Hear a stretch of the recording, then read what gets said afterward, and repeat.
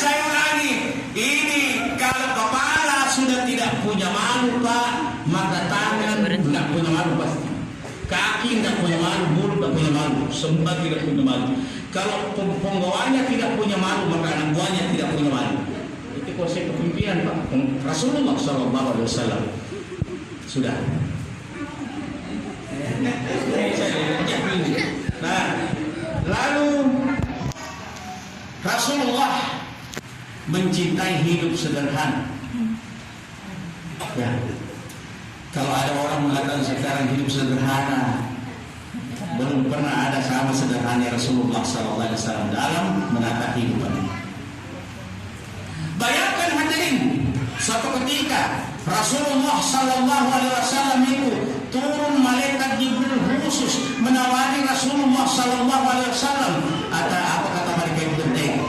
Muhammad, maukah kamu kaya sama dengan kayanya Nabi Sulaiman, atau kamu mau miskin sama dengan miskinnya Nabi Ayub? Saya sudah sebut tadi. Maka Rasulullah mengatakan begini, janganlah saya kaya sama dengan kayanya Nabi Sulaiman.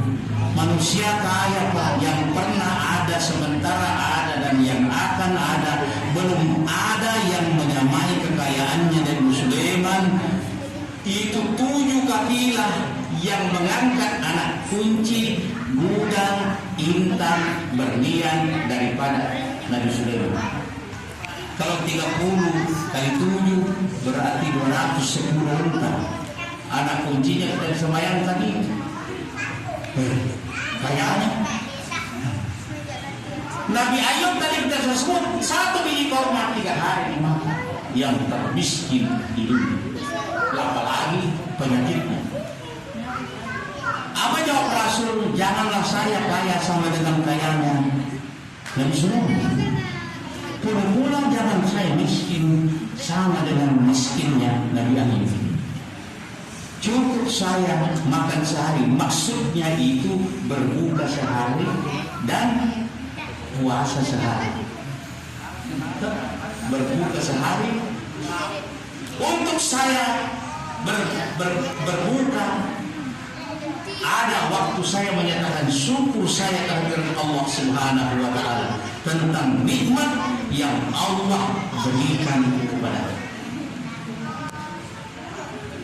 Kalau saya puasa, itu artinya saya memanfaatkan waktu untuk juga beribadah. Jadi seluruh waktu Rasul itu ibadah. Umat. Coba. Rasulullah SAW yang berikutnya. Yang berikutnya ia tidak menendang jemaah. Di dalam riwayat Rasulullah SAW tahun 620 Miladiah itu Rasulullah ke Taif dalam rangka dakwah. Sampai di Taif ternyata Rasulullah tidak diterima balik, malah dilempari sampai bercucuran darah, tunduk merunduk Rasulullah tinggalkan Taif. Di dalam riwayat ketemu dia kebun kurma, ada sebuah pohon kurma, sebatang pohon kurma. Rasulullah sandar di pohon kurma itu sambil mengelap-gelap darah yang bercucuran. Datang 2 jin. Di dalam riwayat malaikat Jibril. Ada riwayat mengatakan malaikat Jibril. Ini jin berkata, Muhammad, mereka sungguh keterlaluan sama kamu. Sekarang kamu doa kepada Allah agar kami golongan jin diberikan izin oleh Allah untuk membalikkan tumpah darah mereka, biar mereka di bawah, tanahnya yang di atas. Rasulullah, kalau kita umat Rasul kira-kira apa kita bilang? Langsung kita abang-abang dan imam. Tuh, tapi Rasul tidak. sini dulu. Aku mau tanya, seandainya saya berdoa, doa saya diterima oleh Allah, lantas kamu balikkan itu, manusianya semua di bawah dan mati semua, apa mau diharapkan dari situ? Apa yang kita mau harapkan? Masih ada kira-kira yang kita beri hidayah petunjuk, masih bisa kita dakwah sama mereka. Nama makanya saya betul. Coba. Nah, maka Rasulullah mengatakan begini, jin, dulu doa saya, doa aminkan doa saya, itulah yang masyhur. Allahumma hdi qaumi fa innahum qaumun la ya'lamun. Ya Allah, beri hidayah petunjuk mereka itu. Mereka melakukan seperti itu karena mereka tidak mengerti apa yang menjadi Islam. Nah, hadirin, ini yang kelima.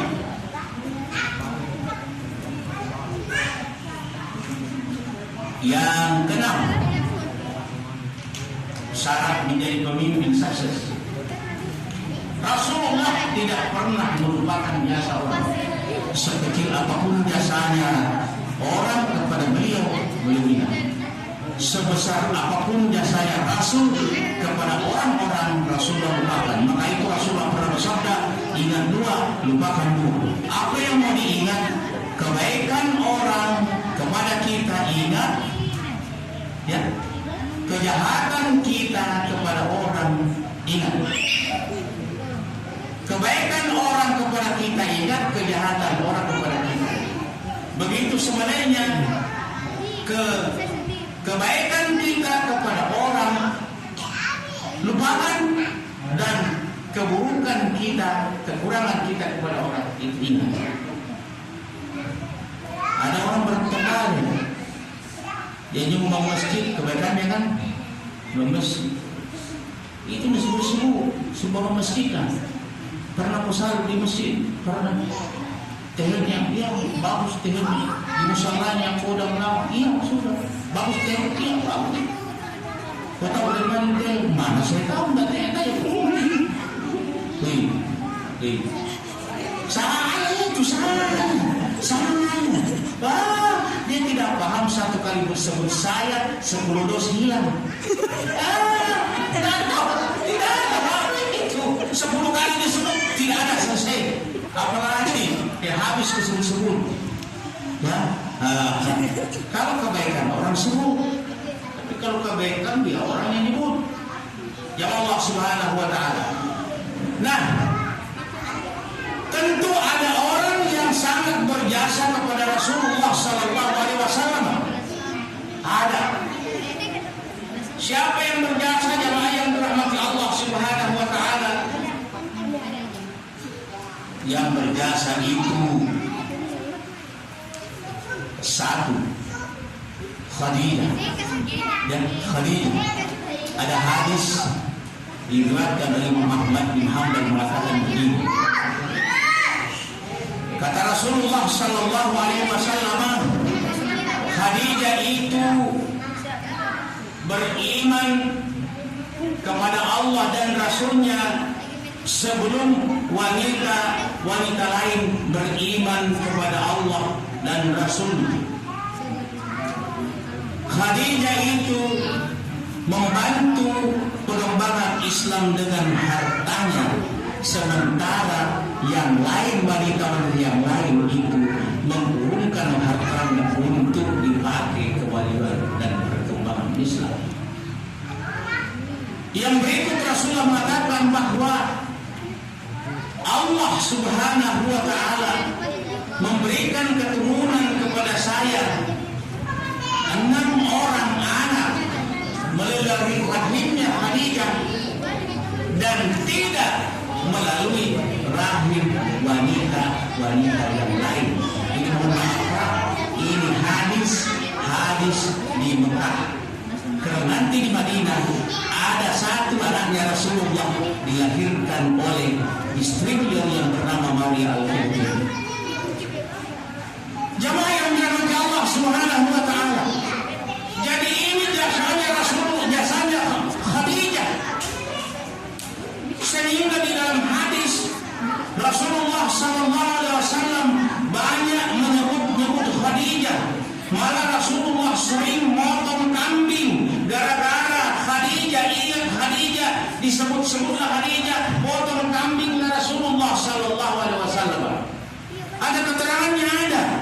Sahih Bukhari kita baca. An Aisyah radhiyallahu anha qalat anna rajulan qala lin nabiy sallallahu an Aisyah radhiyallahu anha qalat ma bintu ala ahadin min nisa'in nabiy sallallahu alaihi wasallam ma bintu ala Khadijah wa ma ra'aytuha qat walakin yukhru dhikraha wa rubbama dhabha ash-shata thumma yaqtaha وربما قلت له يوما فقال لم يكن في الدنيا إلا خديجة قال كانت وكان لي منها ولد متفق عليه. Kata Aisyah, aku tidak pernah cemburu kepada istri-istri Rasul kecuali kepada Khadijah. Padahal aku tidak pernah jumpa Khadijah. Bagaimana jumpa Khadijah? Khadijah sudah lama wafat di Mekah, kejadian ini di Madinah. Umar itu wafat, aku tidak pernah jumpa. Walaki yukfiru dhikraha, akan tetapi Khadijah banyak disebut oleh Rasulullah. Ada sedikit Khadijah disebut.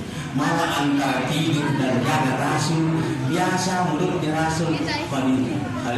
Didengar oleh Aisyah, cemburu lagi Aisyah. Aisyah itu ternyata tukang cemburu.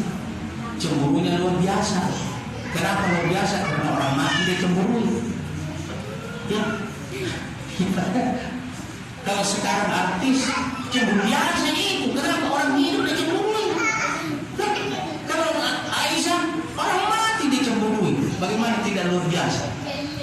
Walaki warubbama zabah Rasulullah sering potong kambing. Di saat Rasulullah potong kambing sudah dikuliti, dipilah-pilah dagingnya. Kalau sekarang kita contohnya di Indonesia, ambil kantong plastik, dimasukkan daging kambing setengah kilo. Rasulullah mengatakan, Khadijah, Aisyah, antarin dari sebulan.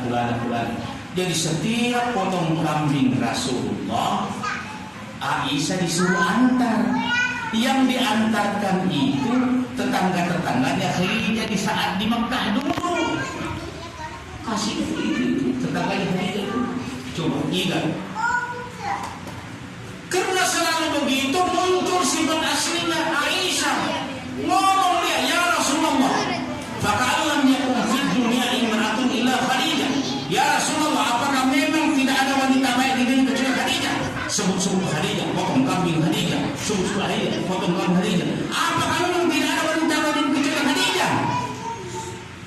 Rasulullah mengatakan, qala wa kana min hawaladun mutafaqun. Ketahuilah Aisyah, Khadijah itu yang melahirkan anak saya. Anaknya Rasulullah sama Khadijah 6.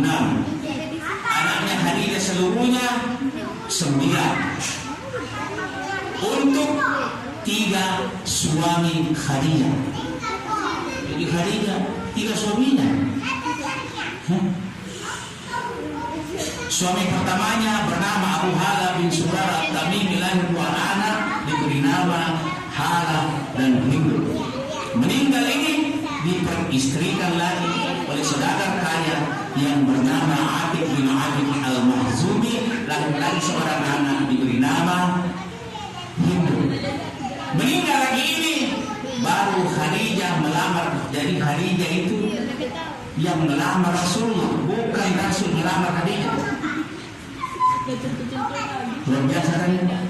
Kenapa begitu? Karena akhlak. Karena akhlaknya Rasul min akhlakillah. Akhlaknya Rasul, akhlaknya Allah SWT. Itu dalam wa innaka la'ala khuluqin 'azim. Dasarnya. Ya, semua akhlak mulia ada sama Rasulullah. Allah. Nah, yang Allah Subhanahu wa taala. Lalu di saat di Madinah perjuangan Rasul, di situ Rasulullah Sallallahu Alaihi Wasallam diberi hadiah oleh Raja Mesir yang bernama Muqawqis. Muqawqis menghadiahkan Rasul 3 hadiah. Yang pertama budaknya bernama Maria Al-Qibtiyah. Yang kedua tabib, kata kita sekarang dokter. Lalu yang ketiga kuda tunggangan, dua yang bermanfaat waktu itu kepada Rasulullah dalam perjuangannya. Yang pertama adalah kuda tunggangan, yang kedua Maria Al-Qibtiyah yang diangkat derajatnya dijadikan beliau permaisuri. Itu Maria Al-Qibtiyah suku Qibti Pahu. Itu suku Qibti tidak ada yang putih kecuali giginya, biar bibirnya hitam. Kalau kaki itu tidak pernah merah, tetap hitam.